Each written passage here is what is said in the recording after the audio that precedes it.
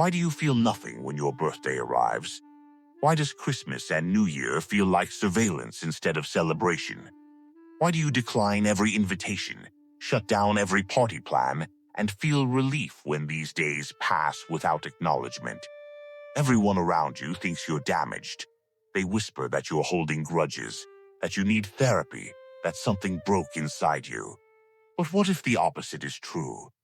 What if you're the only one awake in a room full of people performing emotions they don't actually feel? There's a specific pattern to your indifference.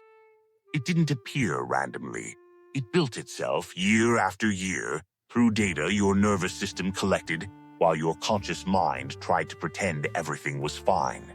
And the man who wrote the manual on reading these patterns died 500 years ago, but his logic explains exactly why you stopped caring. Picture yourself 3 weeks before your birthday. Your phone lights up. A friend asks what you want to do. Your stomach tightens. You type nothing really, and they push back. Come on, we should celebrate you. You feel trapped, not flattered. Trapped. Now picture Christmas. Everyone at work buzzing about plans, asking where you're going, what you're doing. You say you're keeping it low-key, and they look at you like you confessed to a crime.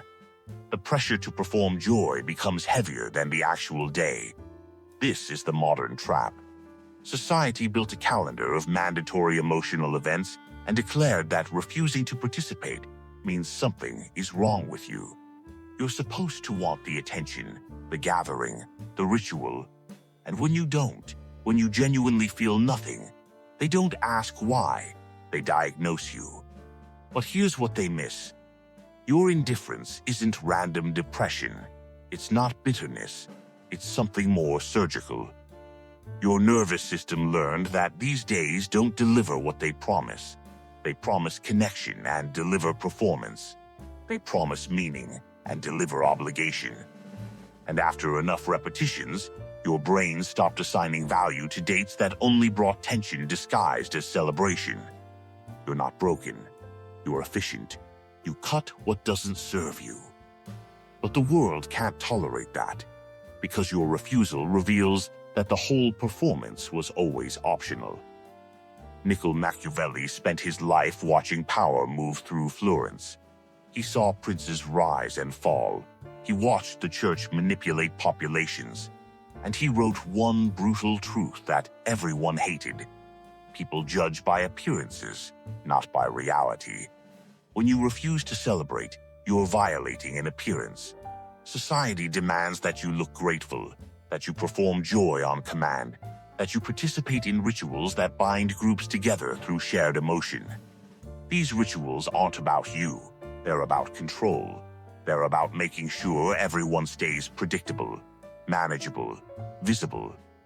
Machiavelli understood that the person who refuses to play the game threatens everyone who's still pretending. Your calm indifference is a mirror.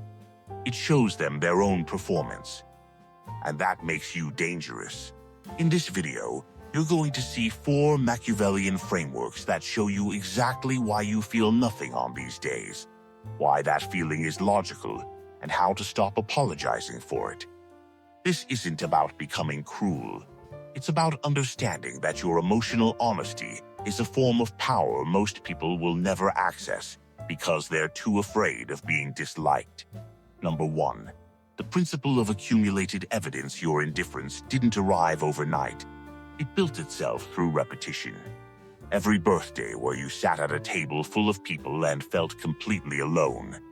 Every Christmas where you managed everyone else's emotions while yours dissolved into the background. Every holiday that required you to perform gratitude for gifts that showed how little anyone actually knew you. Machiavelli would call this fortune, not luck. Fortune as in the external conditions that shape you before you understand what's happening. He wrote that fortune controls half of our actions, but the other half we control through preparation and observation. Your nervous system was observing long before your mind admitted what was happening. Each disappointing holiday was a data point. Each forced smile was evidence. Each moment of feeling invisible at your own celebration was a lesson your body filed away. Machiavelli believed that a wise ruler learns from patterns, not from wishes. Your body learned the pattern. These days bring pain disguised as love. These days demand performance disguised as connection. Here's the contrast. Old version of you. Your birthday approaches and you hope this year will be different. Maybe they'll remember what you actually like. Maybe it won't feel forced. Maybe you'll feel seen. The day arrives. It's the same. Obligatory cake. Surface-level gifts. Conversations that skim over who you actually are. You smile anyway because rejecting their effort feels cruel. You go home exhausted, not celebrated. New version. Your birthday approaches and you feel nothing because you already know the script. No hope means no disappointment. You tell people in advance, please don't make a fuss, and you mean it. When they push back, you hold the boundary without explaining yourself. You spend the day however you want.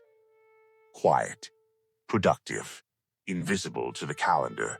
And you feel relief instead of guilt because you stopped participating in a ritual that only ever drained you.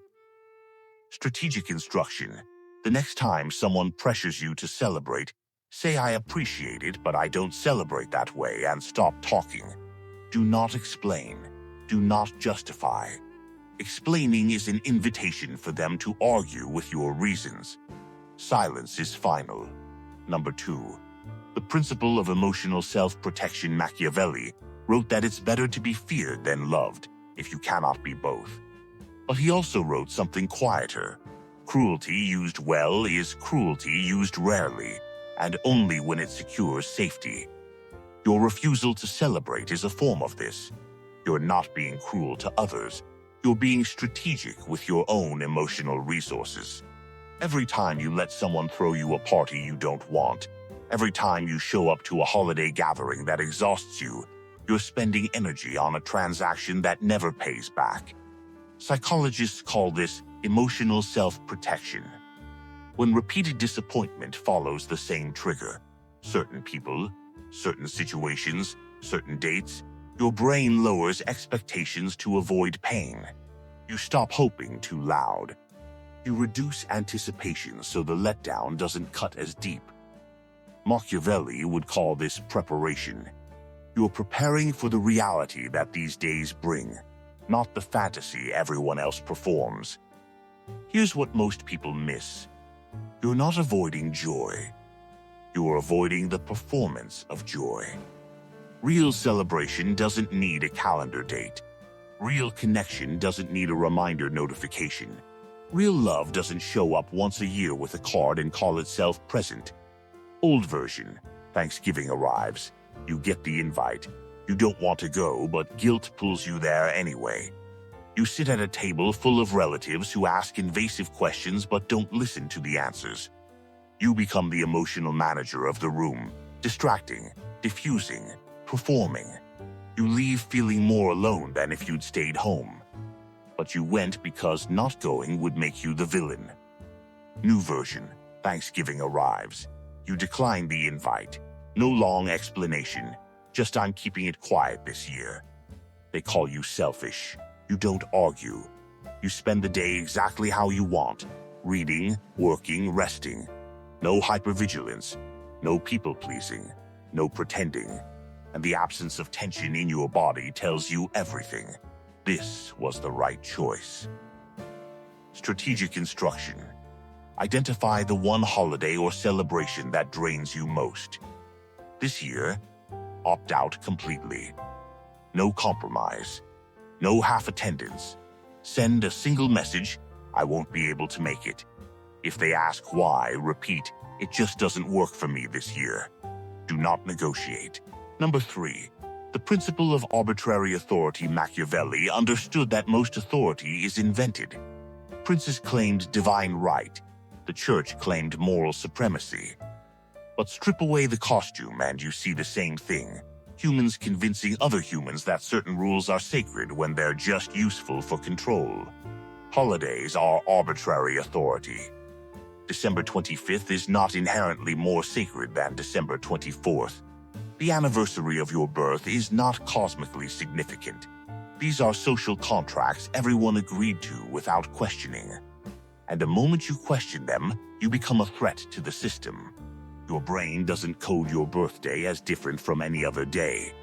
Your nervous system doesn't recognize New Year's Eve as a restart point. These are stories we tell to create shared meaning. And for some people, those stories work. But for you, the story broke. Maybe through trauma, maybe through simple observation. Either path is valid. Some people never felt the magic to begin with. They watched everyone else get excited about holidays and felt genuinely confused. Why does this day matter more than yesterday? Why should I feel grateful for aging? Why is this winter tradition more important than a quiet Tuesday in March? These aren't cynical questions. They're philosophical ones. Old version, Christmas approaches. Everyone asks what you're doing. You feel pressure to have plans, to participate, to prove you're normal. You make up something vague to avoid judgment. You spend the day half performing, half hiding, exhausted by the weight of pretending this day means something it doesn't. New version, Christmas approaches. Someone asks your plans. You say nothing special without flinching. They look uncomfortable. You don't fill the silence. They move on. You spend the day like any other, working, thinking, existing without external validation. You realize the day only had power because you gave it power. You stop giving it power. Strategic instruction. Choose one tradition you've been performing out of obligation, not desire. Stop performing it. No announcement. No explanation. Just stop. Watch how many people notice. Watch how few actually care beyond the disruption to their own routine. Number 4. The principle of invisible celebration. Machiavelli wrote about vert, the quality of decisive action and self-knowledge. The ruler with vert doesn't need public validation. He knows his own worth. He moves with clarity while others scramble for approval. You have this. You just haven't named it yet. The person who treats their birthday like any other day isn't rejecting joy. They're rejecting the performance of joy. They've learned that meaning doesn't need noise. That celebration can be quiet, private, invisible to everyone else, and still be real. The people who need the parties, the gatherings, the public displays, they're not wrong. But they're different from you. They find meaning in shared ritual. You find meaning in honest presence. Neither is better, but only one gets punished by society, and it's yours. Machiavelli would say this: the person who defines their own terms for celebration controls their own emotional territory. The person who accepts everyone else's terms becomes a subject in someone else's kingdom. You stopped being a subject. That's why they're uncomfortable. Old version, your friend texts asking what you want for your birthday. You feel pressured to want something. You say, "I don't know, surprise me," because saying nothing feels too harsh. They throw you a party. You smile through it. You thank everyone. You go home and feel exhausted, not celebrated. The party was for them, not for you. New version, your friend texts asking what you want for your birthday. You say, "I don't celebrate it, but I appreciate you thinking of me." They push back. "We just want to do something nice." You hold the line, "I know, and I'm telling you what would actually be nice," treating it like a normal day. They back off. Your birthday passes quietly. You feel peace. The absence of performance is the gift. Strategic instruction. The next time someone offers to celebrate you and you don't want it, practice this exact sentence: "I appreciate the thought, but I'd rather not." Repeat it if they push. Do not elaborate. Watch how uncomfortable they get with your certainty. That discomfort is them realizing they can't control you through social obligation. The old version of you approached holidays like a test you kept failing. You hoped each one would feel different. You performed gratitude even when you felt nothing. You showed up to gatherings that drained you because not showing up made you the villain. You let people celebrate you in ways that made you uncomfortable because rejecting their effort seemed cruel. You carried guilt for feeling nothing on days the world said should feel like everything. That version of you was playing a game with rules designed to keep you compliant. Be grateful. Be visible. Be easy to predict. Participate in the rituals that bind the group. Don't disrupt the performance. And if you can't feel what you're supposed to feel, at least pretend. Machiavelli would call that version of you a subject. Someone who accepts external authority without questioning it. Someone who mistakes obligation for love and performance for connection. The new version of you is different. You understand that people respond to incentives, not intentions. The person who pushes you to celebrate doesn't care about your actual joy. They care about the ritual being completed. They need you to participate, so their own participation feels validated. You know now that real connection doesn't need a calendar date. That real love shows up on ordinary days without prompting. That celebration isn't about the event, it's about the meaning behind it. And when the meaning is missing, the event is just noise. You've learned to control information, reactions, and presence instead of trying to control other people's feelings. When someone asks about your birthday plans, you give a calm, final answer and don't explain yourself. When someone pressures you to attend a holiday gathering, you decline without guilt. When someone calls you cold for not caring, you don't defend yourself because their discomfort is not your responsibility. This shift is internal first. You're not performing indifference. You're genuinely unbothered. You've stopped measuring your worth by how excited you can look on command. You've stopped treating other people's disappointment as your emergency. You've stopped pretending that forced gatherings and obligatory gifts equal connection. Machiavelli wrote that the wise ruler appears to have virtues like generosity and kindness, but knows when to act against those virtues to preserve his position. You're not abandoning kindness. You're choosing when to spend it, and you're no longer spending it on rituals that only ever cost you. This is not performance cruelty. This is strategic adulthood. This is self-preservation in a world that rewards clarity and punishes naivety. This is you finally listening to what your body has been telling you for years. These days don't serve you, so stop serving them. The transformation is simple. You stopped lying to yourself. And when you stopped lying to yourself, you stopped lying to everyone else. That honesty is what makes you dangerous. That honesty is what makes you free. If you only listen to this and change nothing, this video becomes entertainment instead of a weapon. Information without action is just noise. Machiavelli didn't write for readers. He wrote for rulers, people who execute. Here's what you're going to do in the next 24 hours. 1.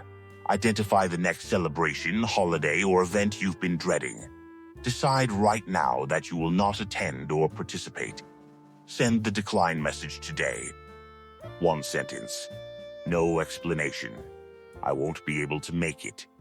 Then stop talking. 2. Open your calendar and find the next date that usually brings you guilt. Your birthday, a family holiday, an annual gathering. Block that day out as unavailable right now. Commit to spending it exactly how you want, not how others expect. 3.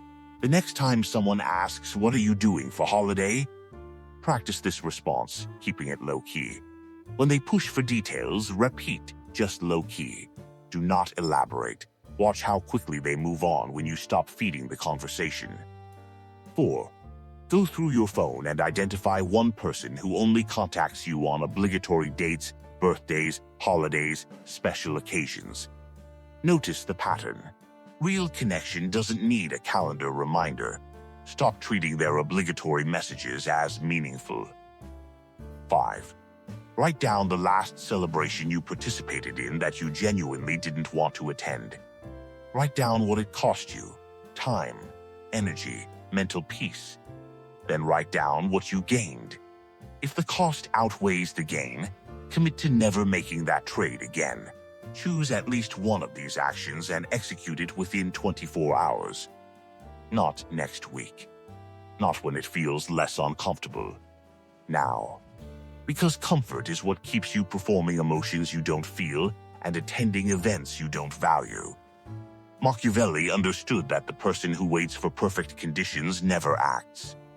Fortune favors preparation, but preparation without execution is just elaborate procrastination. You know what these days cost you. You know what changes you need to make. The only question left is whether you'll protect yourself or keep playing the game that's been draining you. If you want more modern problems dissected through Machiavelli's eyes, subscribe and stay alert. The next one cuts deeper.